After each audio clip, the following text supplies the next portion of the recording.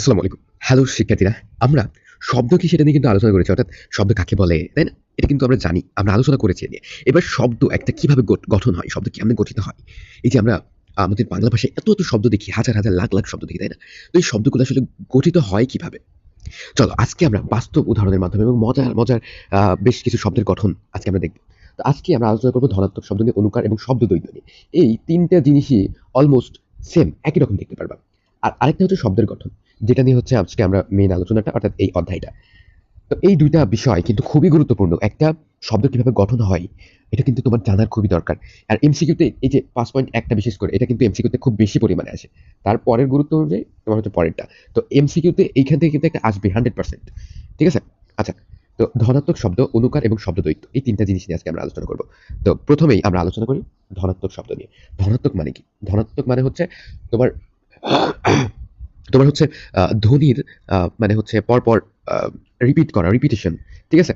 আচ্ছা, দেখো কোনো কিছু স্বাভাবিক বা কাল্পনিক অনুকৃত মানে কি? অনুকৃত মানে হচ্ছে যেগুলা মানে অনুসরণ করা হয়, যেগুলা পরপর করা হয়, অনুসরণ করে।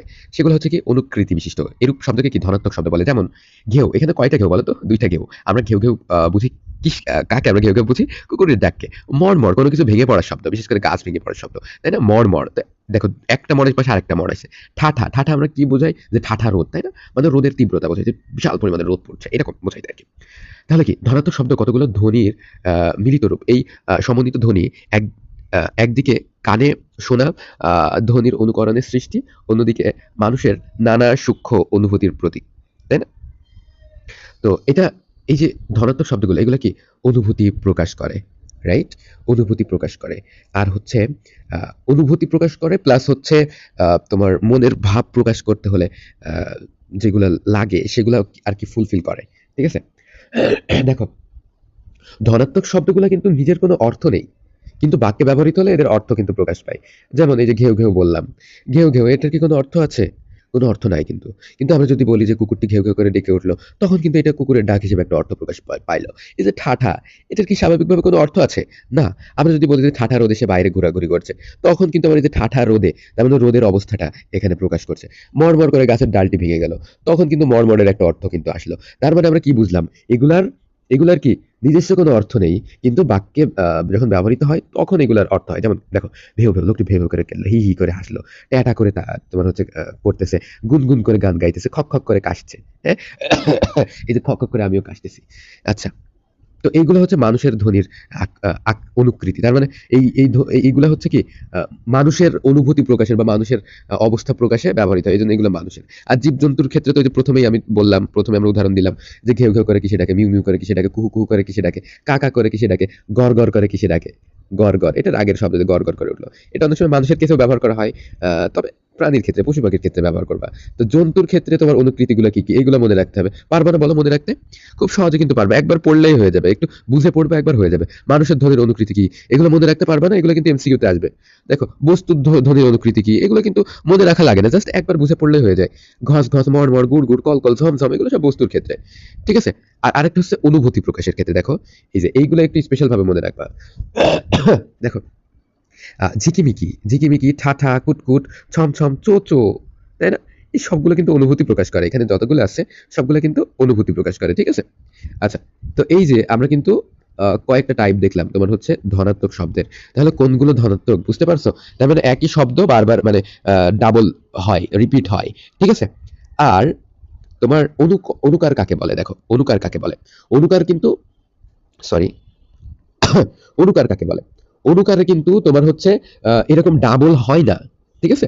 ডাবল হয় না। একটা মানে ২ টা অংশে, যে আমরা যেমন তোমার হচ্ছে অনুকৃতির ওখানে দেখছিলাম যে একটা শব্দ মানে ওইটা নিজস্ব তো কোনো অর্থ নেই। তবুও একটা শব্দ কি রিপিট হচ্ছে। একটা শব্দ হুবহু রিপিট হচ্ছে। যেমন ঠাঠা, তোমার ঝিকি এরকম আরকি চো একদম হুবহু রিপিট হচ্ছে। কিন্তু অনুকারে কি হয়? অনুকারে কিন্তু আ মানে সরাসরি রিপিট হয় না।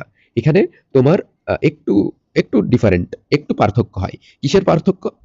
তোমার হচ্ছে এক একটু ভিন্ন হয়। আচ্ছা। তো ভিন্নতা কোন জায়গায়? ওই যে শব্দের ভিতরে দেখো, আবোল-তাবোল।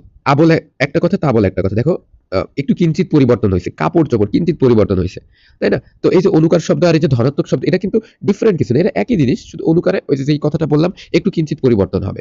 খাবার দাবার, গোছ গাছ, চটপট, জড় সড়ো, তাই না? তোমরা কিন্তু সবগুলো শব্দ শুনেছো।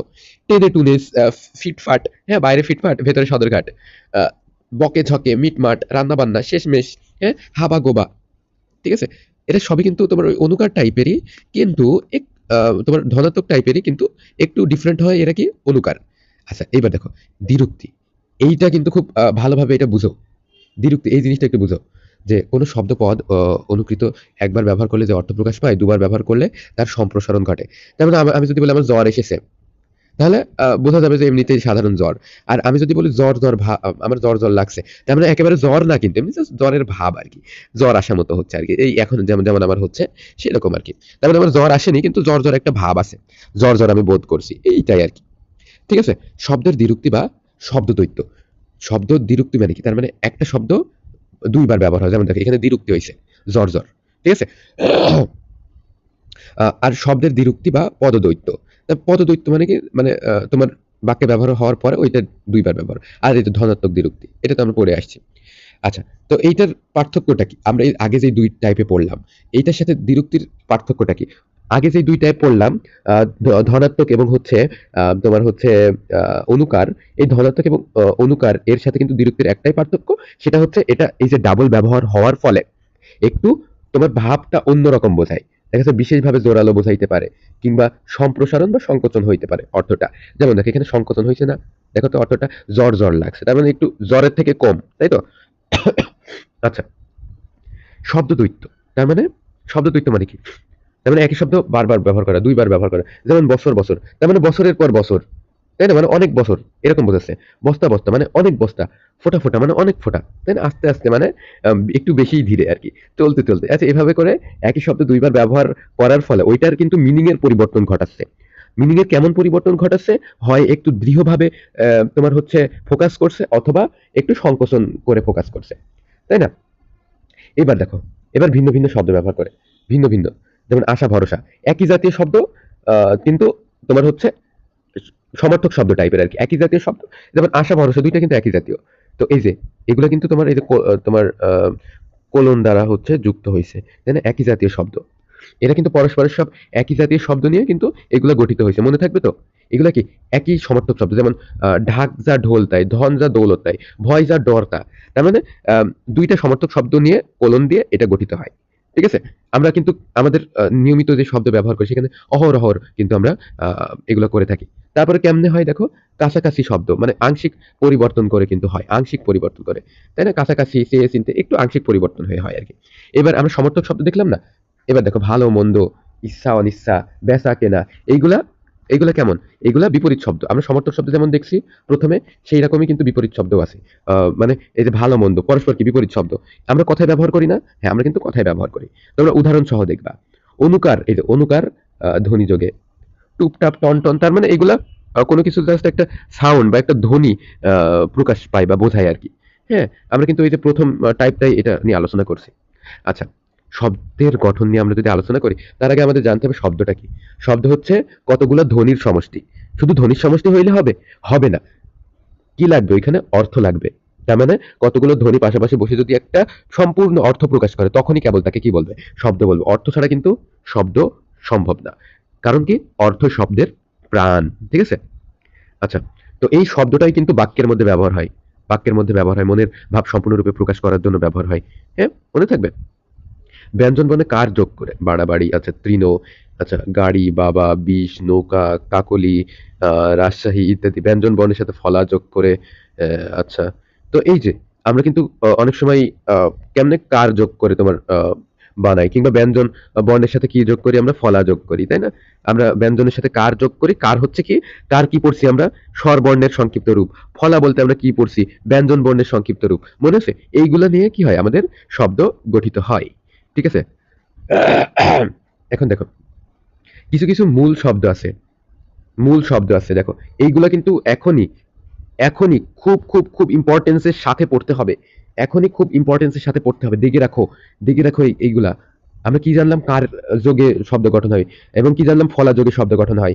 এইবার এই যে এটা খুব ভালোভাবে দেখে রাখো যে মৌলিক শব্দ কাকে বলে। যে শব্দগুলোকে ভাঙলে আর কোনো কি পাওয়া যায় না, আর কোনো শব্দ পাওয়া যায় না, আর কোনো মূল পাওয়া যায় না, সেগুলো কি মৌলিক শব্দ। ঠিক আছে? যেমন হাত ভাঙা যায় না, পা ভাঙা যায় sorry, মানে শব্দকে ভাঙা যায় না আরকি।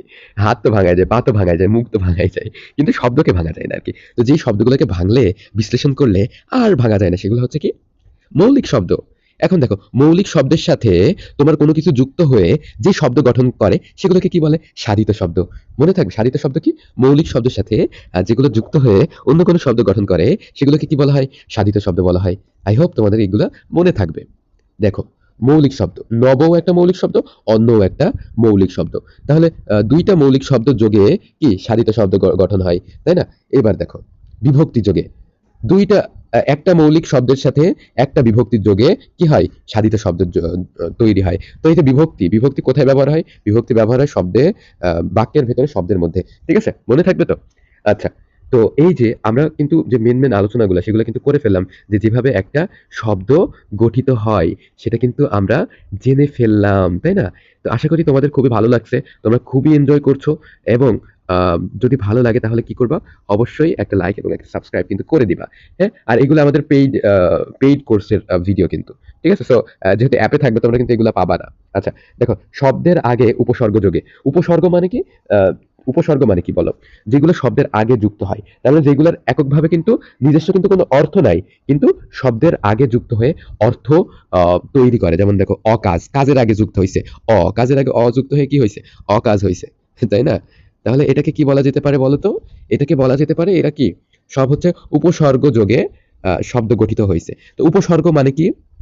শোনো, আমি এখনই খুব ভালোভাবে বলে দিই। এই যে উপসর্গ যোগে তোমার ২ টা পয়েন্ট মনে রাখতে হবে। উপসর্গ মানে যেগুলো শব্দের আগে বসে। ঠিক আছে? যেগুলো শব্দের আগে বসে নতুন শব্দ তৈরি করে, সেগুলোকে কি বলে? উপসর্গ বলে। এই ১ম একটা কথা। দ্বিতীয় কথা, এই উপসর্গ মানে যেই শব্দাংশগুলা বা যে বর্ণ বা শব্দের আগে বসে, সেগুলোর কিন্তু এককভাবে কোনো অর্থ নেই। কিন্তু যখন তারা শব্দের আগে বসে, তখন তারা কিন্তু নতুন শব্দ তৈরি করে। এই ২ টা পয়েন্ট কিন্তু তোমরা মনে রাখবা। ঠিক আছে? দেখো, প্রত্যয় কাকে বলে তাহলে? প্রত্যয় বলে হচ্ছে যেগুলা শব্দের পরে বসে নতুন শব্দ তৈরি করে। প্রত্যয়েরও কিন্তু ওই যে এককভাবে কোনো অর্থ নেই। কিন্তু শব্দের পরে যখন এরা বসে তখন তারা কিন্তু নতুন শব্দ গঠন করে। বুঝতে পারছো? আচ্ছা। এবার দেখো, সন্ধির সাহায্যে। সন্ধির সাহায্যে কিভাবে কি করে? সন্ধি বলতে কি বোঝায়? সন্ধি বলতে বোঝায় হচ্ছে মিল। আমরা কিন্তু সন্ধি সম্পর্কে পড়ছি অলরেডি। তাই না? সন্ধি বলতে বোঝায় হচ্ছে মিল বন্ধন। তার মানে আমরা ২ টা শব্দ আলাদা করে উচ্চারণ না করে ২ টা শব্দ, এই যে ২ টা শব্দ এরকম আলাদা করে উচ্চারণ না করে ২ টা শব্দ আমরা একসাথে যখন উচ্চারণ করব, তখন কিন্তু আমাদের ওই শব্দটা উচ্চারণ করা আমাদের জন্য সহজ হবে। আরো শুনতে ভালো লাগবে। ওই যে বিষয়টা, এই বিষয়টাকেই কি বলা হয়? সন্ধি বলা হয়। সন্ধি মানে কি? মিলন। মনে থাকবে। খুবই গুরুত্বের সাথে কিন্তু মনে রাখবা এইগুলা। ঠিক আছে? তো সন্ধি, ২ টা ভিন্ন শব্দ আমরা উচ্চারণের সুবিধে একসাথে যখন উচ্চারণ করব, তখন ওই ২ টা শব্দের ভেতরে একটা মিল বন্ধন থাকবে। ২ টা শব্দের ভেতরে একটা মিল বন্ধন থাকবে। তো ওই যে ২ টা শব্দ একত্রে যে মিল বন্ধনের মাধ্যমে আমরা একটা শব্দ হিসেবে বিবেচনা করছি, একবারে আমরা ব্যবহার করছি, সেটাকেই বলা হয় হচ্ছে সন্ধি। আর সমাস কি? সমাস হচ্ছে কোনো একটা বড় বাক্যকে আমরা যখন এক কথায় বলব, আমরা এক কথায় প্রকাশ করছি না? ওটাই সমাস হিসেবে মনে রাখবে। যেমন দেখো, নদীমাতা যার, নদীমাতৃক। আমরা নদীমাতা যার এভাবে না বলে এক কথায় কি বলবো? নদীমাতৃক। তো এটা হচ্ছে সমাসের সাহায্যে। তো সমাসের সাহায্যেও কিন্তু এই শব্দ গঠিত হয়। এবার দেখো, শব্দ দ্বৈতের মাধ্যমে আমরা কিন্তু এগুলো অলরেডি পড়ে আসছি। ঠিক আছে? আচ্ছা, ২ দিকে অবজার মানে কি? দ্বীপ। তারপরে হচ্ছে রীতি অতিক্রম না করে, তার মানে কি? যথারীতি। তার মানে একই রীতিতে চলে, মানে কি? যথারীতি, রীতি অতিক্রম করে না। আচ্ছা, শব্দ দ্বৈতের মাধ্যমে এটা কিন্তু আমরা অলরেডি পড়ে আসছি। বাড়ি, ঘরে, ডং, লাল, তাই না? দলে। তো দেখো, বাংলা যে শব্দের এই যে লাখ শব্দ আছে, এই লাখ শব্দ কিভাবে তৈরি হইছে সেটা নিয়ে কিন্তু আজকে আমরা ডিটেইল পড়াশোনা করলাম। কিভাবে তৈরি হইছে? তোমার এই যে ধনাত্মক অনুকার এবং শব্দ দ্বৈতের মাধ্যমে। তারপরে আমরা দেখলাম তোমার হচ্ছে আ স্বরধ্বনি এবং ব্যঞ্জনধ্বনির ভেতরে তোমার হচ্ছে কি আকার মানে কার এবং ফলা, এইসব যোগে। তারপরে আমরা দেখলাম হচ্ছে তোমার উপসর্গ যোগে, অনুসর্গ যোগে, প্রত্যয় যোগে, হ্যাঁ? সন্ধি যোগে, সমাসের সাহায্যে, শব্দ দ্বৈতের মাধ্যমে নতুন শব্দ তৈরি হয়। এভাবে কিন্তু বাংলা যে ডিকশনারি, এটা হিউজ। বোঝা গেছে তাহলে শব্দ তৈরি হয় কিভাবে? তোমরা যেটা করবা, এই অনুশীলনের কাজটা করে আমাদেরকে WhatsApp এ জমা দিবা। Thank you so much. আল্লাহ হাফেজ।